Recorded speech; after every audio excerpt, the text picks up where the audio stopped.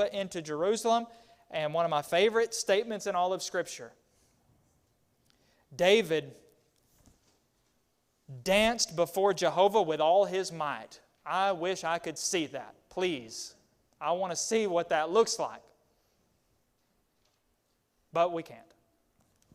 Maybe someday God can miraculously show us a little, slideshow of what David looks like dancing with all his might. Or maybe David can show us. I think it looks like the guys that finally made a touchdown in the end zone. That kind of dance? I mean, Yeah, I'm not a fan. Especially if they don't get to score too many touchdowns. Boy, when they finally get there. I'm just saying. Yeah, if a hockey player did that after he scored a goal, he'd get beat up. Including by his own team. Well, that's true. Many of them do. Yeah, well, David dances before Jehovah with all his might. This is a major celebration. It says he's wearing this linen ephod. They come in there. This is a huge procession.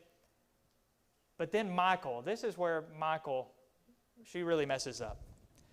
She's looking, I guess, from her window. She sees her husband down there. And I don't know what different kinds of emotions. Apparently she was not a fan of his dance moves. Unlike my wife, who is extremely fond of mine.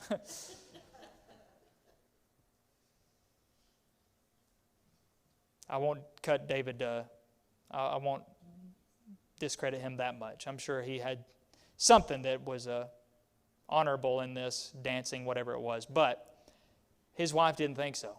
She looked at him and she said, the text says, she despised him in her heart. Yeah, that's rough. But it gets worse because he gets back to his house. Michal comes out to meet him and she says, with extreme sarcasm, how the king of Israel honored himself today, uncovering himself today before the eyes of his servants, female servants, as one of the vulgar fellows shamelessly uncovers himself. Now, she said this openly in front of other people. This was not in the privacy of their own, bedroom or whatever, behind closed doors, wife to her husband. She said she came out to meet him and said this publicly, and that was not wise at all. Totally disrespectful. David said, I was dancing before Jehovah. You're making it about something else. It was before Jehovah. He says, Jehovah chose me as the prince over all Israel, and I will celebrate before Jehovah. And you can just deal with it, is basically the tone, his point. You can deal with it. I'm going to celebrate. And he says, you know what, I'm going to make myself even more contemptible than this to you.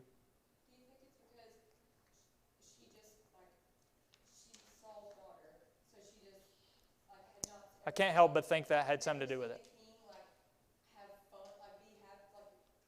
Or just because she was Saul's daughter in general. Her whole family's been killed. I mean,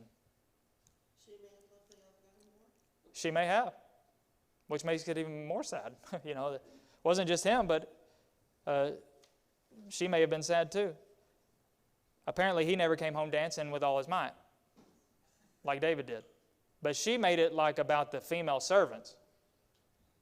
He said, I'll make myself even more contemptible, and I'm going to be abased in your eyes, but by the female servants that you've just spoken about, they'll hold me in honor. That's kind of it's a wake-up moment, like, shame on you. They're seeing things the way they should. You're not. They'll hold me in honor. You're going to hold me contemptible for the same actions, for the same things. They will respect me and honor me while you're treating me like this. But the fact that it was public is where she really crossed the line. And it says she never had a child then for the rest of her days, till the day of her death. And I don't think that's just because of anything David did or did not do, if you take my meaning. I think God had a part in this. what she did was wrong. Even if saying what she said wasn't wrong, the way that she went about it was. And she was punished for that. Totally disrespectful, totally inappropriate, out of line. Despising him in her heart. I mean, her words were just the tip of the iceberg, basically. Yeah, she She had a heart problem. she clearly did. And, she didn't have any reason to despise him in her heart at that. Nothing that was going on. I mean, this was a huge, happy day. Her husband was the happiest he has been maybe ever, but especially in a long, long time.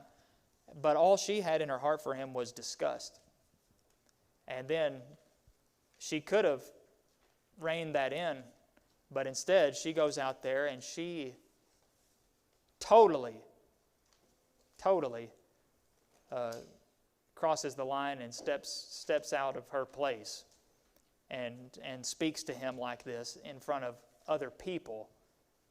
That was just totally unacceptable. And it's unfortunate because he went through the trouble of getting her back, and then here she slaps him in the face and dishonors him like that. So that's chapter 6. The next thing that unfolds then is the temple, and I definitely don't want to rush through that, even if we had time to rush through it, because there's some significant things that God says in that exchange about the temple that I have observed that many people do not understand about the temple, the concept of the temple, and God's opinion of it, how God viewed it, because He does give His opinion on it, and we just have to look at it and weigh out what He actually said to get His meaning, even though He was going to let David let them build it anyway. But if there's anybody here that needs to respond to the invitation in any way, you can do that, and we encourage you to do it as we stand and sing.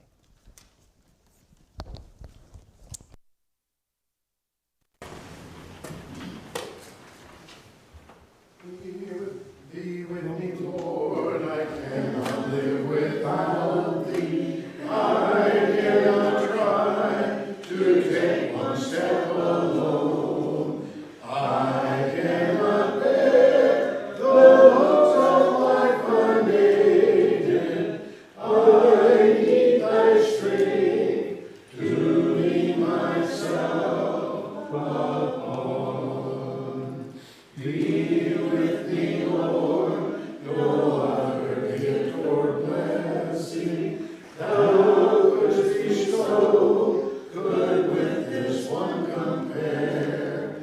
A constant sense of Thy abiding presence, where'er I am, to feel that Thou art near.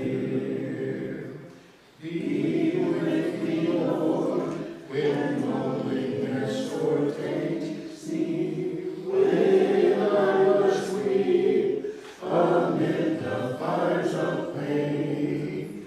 And when shall come the hour of my departure for worlds unknown? O Lord, be with me then.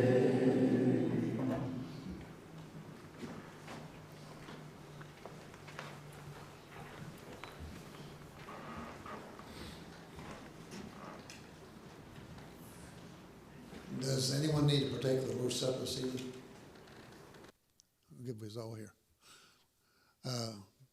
Was any announcements need to be made that weren't made this morning?